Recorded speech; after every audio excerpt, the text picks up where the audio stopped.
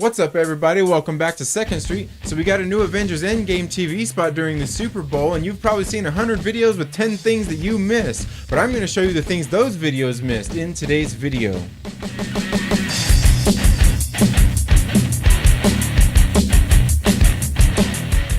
Thank you all so much for tuning into the 2nd Street Marvel today for yet another trailer breakdown and theory video.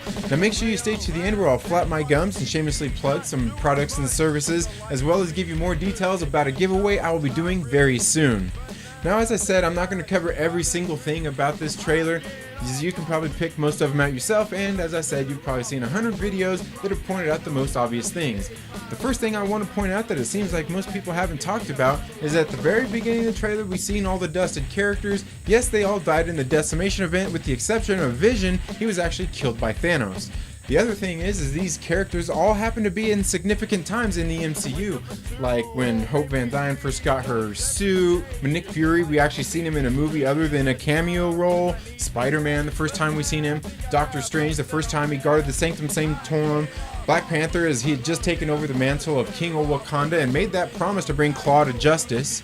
We also seen Bucky the first time that him and Steve Rogers met after the war. Then we see Falcon, which was actually at a significant time, but not necessarily for the character, but for the MCU, as it was at the very beginning of the Civil War. Now the thing about Vision is he wasn't actually decimated, he was killed by Thanos. Now the shots we see of New York City, they look pretty dreary, but let's just remember that it's overcast and it's probably not always like this. But it is still kind of a post-apocalyptic scene, as you know, you see all the cars and boats piled up. Now the one thing is about the Statue of Liberty, the torch is lit and somebody is home, as it looks like there are lights on inside. The next scene we see Steve Rogers in what looks like a coping group. Now the thing I'd like to mention about this poster is the silhouettes look like characters from other Marvel posters that we've seen in the past. Like one of them kind of looks like Black Widow with her guns drawn, and one of them almost looks like Drax with his arms crossed. The next shot is of Natasha, Steve, Bruce, and Rhodey as they're walking outside looking up into the sky. Now if you watch my previous video, you know that I think Steve Rogers was standing up and asking if this is an old message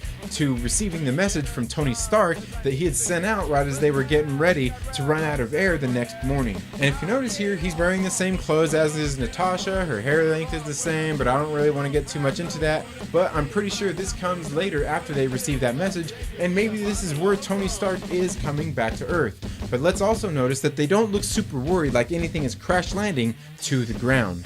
The next shot is of Rocket, and it looks like he's walking into a house on a beach, and that's where I'm going to assume it's at, and I'm going to assume that it's on Earth too, as the walls here look like they're made of machined wood and painted. The only thing you don't see is a doorknob, but let's not forget that Rocket's short, so they might not show that. The next thing is Nat shooting at the targets. I'm pretty sure this is at the Avengers compound. Let's notice that there are 3 targets, and she's target practicing. One of them's already all shot up. She's shooting up the next one and unloading on it, but I gotta ask, why is she using target practice for her guns when they seem to be pretty useless against the foes that they're fighting? But let's not forget they are in a post-apocalyptic world, and there are probably plenty of bad people doing plenty of bad things out there now that there's less people to keep them in line. Then we see Ant-Man and War Machine in the Avengers headquarters, and it looks like they're gearing up to go somewhere, as it looks like they've probably got a threat on their hands because they look pretty serious, and they're suiting up. But I would like to say that this room is actually the same room that they walked into in Infinity War when Colonel Rhodes was talking to General Thaddeus Ross. It's the same room, and off to the right is the room where they're all meeting in the first trailer, where Natasha is telling them about Thanos' decimation, and you see Bruce sitting there looking at those monitors from the reverse side. It's the same room. This is all in the Avengers compound. The next one I want to talk about is Thor, and it looks like he's on Titan. It could be on Titan, it could be anywhere. It's really hard to say, but it kind of does look like it's on Titan. Then obviously we've seen the scene with Cap's shield everyone's talking about. You know, it looks like it's Cap's hand with his gloves, and it looks like he's taking a beating, and it looks like he's dishing out a beating too. His hands look pretty bloodied up, and he's probably not too happy at this point, but I am going to guess that it's Steve Rogers. I'm not going to guess that it's somebody else. Now, there was a shot of Clint Barton, and you can't really see what he was wearing, but you can definitely see that he had his arrows with him, he had the haircut, but he also had that on when he took the mask off in the previous trailer. Now, as you can see, he's illuminated in red, and he's looking up slowly as the scene goes on. Now, the thing I want to talk about most is this last scene.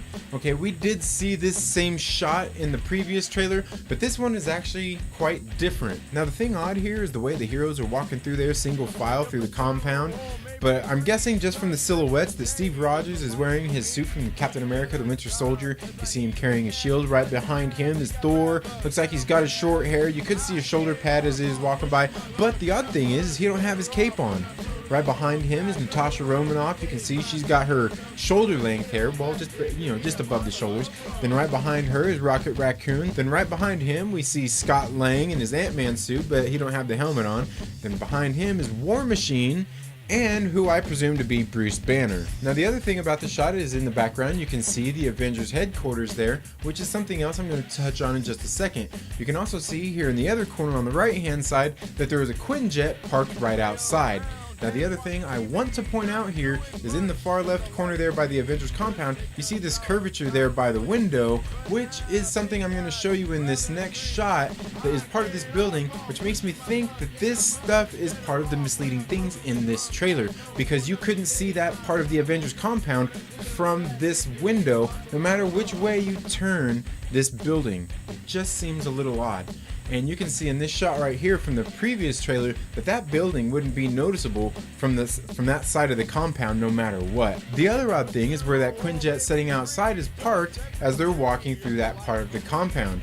That part outside, there's not really a landing deck there, it's just a piece of concrete. So this compound is all over the place. Now, going back to the previous trailer, in that trailer, in this same shot, where we don't see anybody walking through it, let's notice how there is a Quinjet parked right there inside of the compound. It's just in such the oddest spot, it doesn't look like it's a place where it should be, and it's definitely put there digitally. It's not even really there, let me assure you. Because these doors here on the side, as you can see the cross beams on there, these doors don't open and close. That's actually on the back or front side of this building.